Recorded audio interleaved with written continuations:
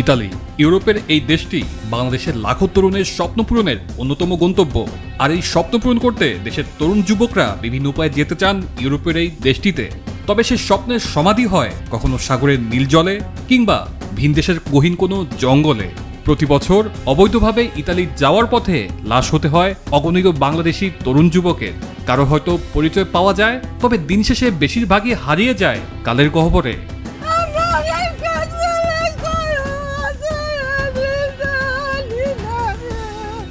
তাই প্রশ্ন উঠছে, এভাবে অবৈধভাবে ইতালি যাওয়ার পথে আর কত প্রাণ হারাতে হবে বাংলাদেশিদের।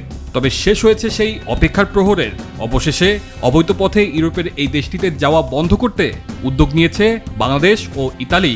বাংলাদেশ থেকে পর্যায়ক্রমে লক্ষাধিক দক্ষ ও অদক্ষ কর্মী নেওয়ার জন্য দুদেশের মধ্যে সমঝোতা স্মারক বা MOU সই হতে যাচ্ছে।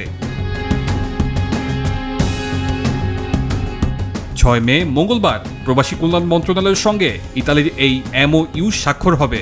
এ উপলক্ষে দুদিনের সফরে বাংলাদেশে এসেছেন ইতালির স্বরাষ্ট্রমন্ত্রী মাত্তেও পিয়ান্তোদোসি। আর একই সাথে কপাল খুলছে দীর্ঘদিন ধরে যারা ভিসার জন্য আবেদন করে রেখেছেন তাদেরও। প্রবাসী কল্যাণ মন্ত্রণালয় সূত্রে জানা গেছে, ভূমধ্যসাগর পাড়ি দিয়ে অবৈধভাবে দীর্ঘদিন ধরে ইতালিতে যাচ্ছেন অনেক বাংলাদেশি নাগরিক। ইতালি যাওয়ার পথে ভূমধ্যসাগরে নৌকাডুবিতে অনেক বাংলাদেশি মারাও যাচ্ছেন। আর সেই প্রেক্ষাপটে বাংলাদেশ থেকে বৈধ পথে দক্ষ ও অদক্ষ কর্মী নেওয়ার উদ্যোগ নিয়েছে ইতালি। আর সে কারণে দুদেশের আলোচনা সাপেক্ষে একটি সমঝোতা স্মারক সই করতে যাচ্ছে এই দুই দেশ। মন্ত্রণালয় বলছে, ইতালি সরকারের সঙ্গে বাংলাদেশ সরকারের কথা হয়েছে, তারা লক্ষাধিক দক্ষ অদক্ষ কর্মী নেবে।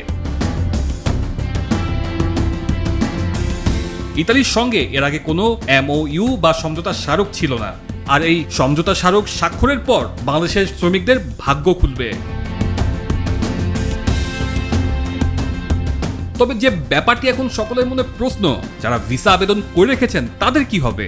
ইতালির পক্ষ থেকে জানানো হয়েছে, অনেক বাংলাদেশি ইতালি যাওয়ার জন্য যে ভিসা আবেদন করেছেন সেখানে তারা ভুয়া নথিপত্র জমা দিয়েছেন। আর সে কারণে অধিকতর যাচাই বাছাই করার জন্য ভিসা দিতে দেরি হচ্ছে। ইতালির স্বরাষ্ট্রমন্ত্রীর এই সফরে বিষয়টি সুরাহা হবে বলে জানা গেছে।